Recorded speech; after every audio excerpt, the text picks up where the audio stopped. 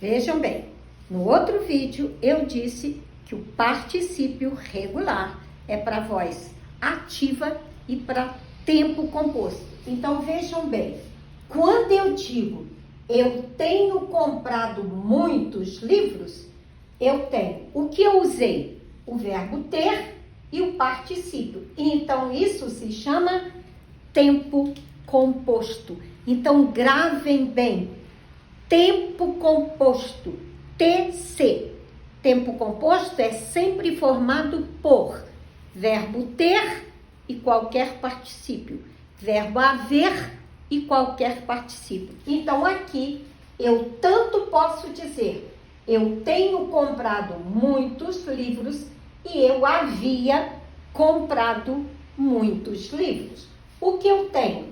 Verbo ter mais particípio e eu posso fazer a pergunta, eu tenho comprado o quê? Muitos livros. Então, toda vez que eu tenho sujeito, verbo significativo e objeto direto, eu tenho voz ativa. Não foi isso que a gente aprendeu lá atrás? Notem bem, gente, tudo em português tem ligação com o antes. Por quê? Porque existe uma sequência. Então, lá atrás, nós aprendemos vozes verbais. Esqueceu? Vá lá no vídeo, vozes verbais e releia. Então, toda voz ativa tem que ter sujeito, verbo significativo e o objeto direto. E aqui eu tenho, em vez de falar eu comprei muitos livros, eu disse eu tenho comprado muitos livros. Por isto, em vez de ter só o verbo comprar, eu tenho uma locução verbal de particípio. Só que toda vez que a locução verbal de particípio for formada pelo verbo ter e particípio, pelo verbo haver e particípio, eu tenho a formação do tempo composto. Ok? Então, outro exemplo. Eu havia entendido a matéria. Eu posso dizer perfeitamente, eu entendi a matéria.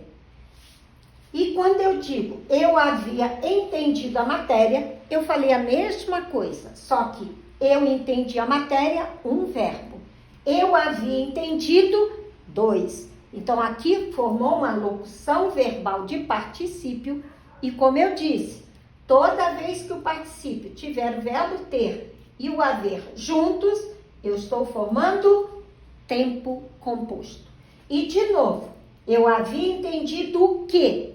A matéria tem sujeito, verbo significativo e objeto direto, eu tenho voz ativa.